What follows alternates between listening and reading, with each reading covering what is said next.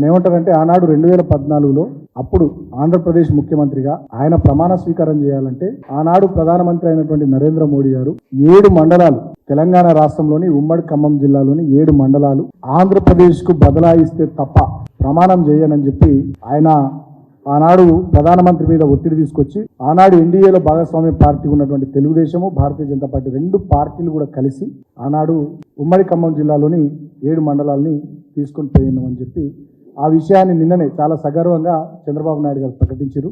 ఆయన మాట్లాడినటువంటి వీడియోని నేను ఒకసారి ప్లే చేస్తాను. 7 మండలాలు తెలంగాణలో ఉన్నాయి. మీరు 7 మండలాలు ఇవ్వకపోతే నేను ప్రమాణ స్వీకారం చేయను, నాకు ఈ పదవి వద్దని ఆ రోజు చాలా స్పష్టంగా చెప్పాను. ఇది ఎప్పుడు కూడా చరిత్రలో ఎప్పుడు జరగని విషయం.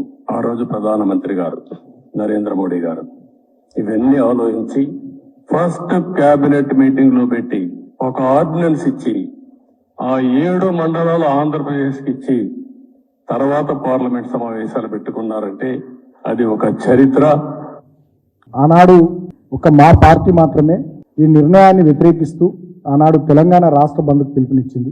ఆనాడు పార్లమెంట్ సభ్యులు, నేను అప్పుడు ఎంపీగా ఉన్న పెద్దపల్లి నుంచి 2014లో దాదాపు ఒక 3-4 సెషన్లు మొత్తం మేము నిరసన తెలుపుతూ అవసరమైన సందర్భంలో పోడియంలోకి పోయి అదేవిధంగా ట్రెజరీ బెంచెస్ పక్కన నిలబడి కూడా చాలా సీరియస్ గా తీవ్రమైనటువంటి నిరసన ఆనాడు కేంద్ర ప్రభుత్వం ముఖ్యంగా తెలుగుదేశం పార్టీ భారతీయ జనతా పార్టీ కలిపి తీసుకున్నటువంటి ఈ నిర్ణయాన్ని వ్యతిరేకిస్తూ ఆనాడు తెలంగాణ పక్షాన మేము కొట్లాడడం జరిగింది. ఆ రోజు lower Sileru hydel power project కూడా ఈ 7 మండలాల్లో భాగంగా ఆంధ్రాకు పోవడం జరిగింది. అప్పటికే తెలంగాణ పవర్ డెఫిసిట్ లో ఉండి ఇబ్బందికరమైనటువంటి పరిస్థితులు ఉన్నటువంటి తరుణంలో ఆనాడు మన లోయర్ సీలేరు హైడల్ పవర్ ప్రాజెక్టును కూడా దుర్మార్గంగా ఆంధ్రకు బదలాయించడం జరిగింది. ఈ విషయాన్ని చాలా గర్వంగా నిన్న చంద్రబాబు నాయుడు గారు చెప్తా ఉన్నారు.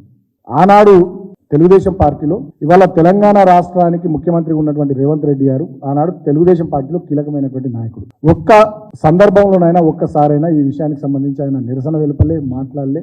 ఇవాళ మళ్ళీ ఆనాటి విషయాలు ఇవాళ జరుగుతున్నటువంటి కొన్ని విషయాలు చూస్తే మళ్ళీ కొంత సామీప్యత సారూప్యత స్పష్టత మాకు అనిపిస్తూ ఉంది. తెలంగాణ సమాజానికి ఆ విషయాలు చెప్పదలుచుకుంది. ఆనాడు ఎట్లయితే తెలంగాణ రాష్ట్ర ప్రయోజనాలు గాలి కొదిలేసి ఆంధ్ర రాష్ట్ర ప్రయోజనాలే లక్ష్యంగా చంద్రబాబు నాయుడు నాయకత్వంలో తెలుగుదేశం పార్టీ పనిచేసిందో ఇవాళ కూడా సేమ్ అదే రకమైనటువంటి ధోరణి వాళ్ళ మాటల్లో కనబడుతూ ఉంది. అందుకనే నిన్న చంద్రబాబు నాయుడు గారు ఆ విషయాన్ని గుర్తు చేసిరు, గర్వంగా గుర్తు చేసి అదొక చరిత్ర అని చెప్పి చెప్తా ఉన్నారు.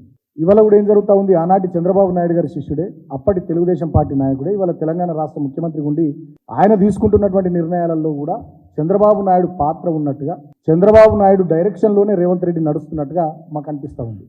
అంటే 10 సంవత్సరాల తర్వాత మళ్ళా తెలంగాణలో కుట్రలు మొదలైనవి. ఈ విషయాన్ని తెలంగాణ సమాజం, తెలంగాణ బుద్ధిజీవులు, మేధావులు, తెలంగాణ ప్రజానికం గుర్తించాలని కోరుతా ఉన్నాం. తెలంగాణ రాష్ట్రం కోసం రేవంత్ రెడ్డి ఎన్నడూ పోరాడిన వ్యక్తి కాదు. తెలంగాణ ఉద్యమకారుల మీదకి తుపాకీ తీసుకొని పోయినటువంటి వ్యక్తి, ఎన్నడూ జై తెలంగాణ అని వ్యక్తి, తెలంగాణ కోసం ఎమ్మెల్యే ఎమ్మెల్సీ పదవులకు రాజీనామా చేయనటువంటి వ్యక్తి, సమైక్యవాదానికి మద్దతుగా చంద్రబాబు నాయుడుకు అండగా నిలబడ్డటువంటి వ్యక్తి. అటువంటి వ్యక్తి వల్ల తెలంగాణకు ఇక్కడ ముఖ్యమంత్రి ఉండి అక్కడ చంద్రబాబు నాయుడు ముఖ్యమంత్రి ఉండి మళ్ళా వీళ్ళిద్దరు ఆనాడు తెలుగుదేశం పార్టీలో ఉండి ఏ రకంగానైతే తెలంగాణ రాష్ట్ర ప్రయోజనాలకు వ్యతిరేకంగా పనిచేసిర్రో ఇవాళ కూడా ఈయన ఇక్కడ ముఖ్యమంత్రిగా ఆయన అక్కడ ముఖ్యమంత్రిగా మళ్ళీ తెలంగాణ రాష్ట్ర ప్రయోజనాలకు వ్యతిరేకంగా పనిచేస్తున్నట్టుగా కనబడతా ఉన్నాయి. ఆదిత్యనాథ్ దాస్ గారి నియామకమే దానికి ఒక ఉదాహరణగా కనబడతా ఉంది. ఇవాళ నేను అడుగుతా ఉన్నా రేవంత్ రెడ్డి గారిని, నీకు చిత్తశుద్ధి ఉంటే మొన్న మీరు మేనిఫెస్టోలో చెప్పారు కదా, గతంలో ఏవైతే ఉమ్మడి ఖమ్మం జిల్లాలో నుండి 7 మండలాలకు బదలాయించబడ్డాయో వాటి గురించి మేము ప్రయత్నం చేస్తామని మొన్న మీరు చెప్పారు కదా, దాని గురించి ప్రయత్నం చేయాలి.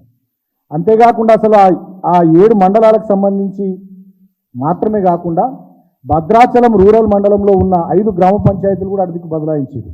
యాటపాక, పురుషోత్తంపట్నం, గుండాల, పిచ్చుకలపాడు, కన్నాయిగూడెం ఈ గ్రామ పంచాయతీలను కూడా ఇదికి తీసుకొస్తామని మొన్న పార్లమెంట్ ఎన్నికల సందర్భాన కూడా తెలంగాణ కాంగ్రెస్ పార్టీ అధ్యక్షుడిగా ముఖ్యమంత్రిగా రేవంత్ రెడ్డి మాట్లాడారు.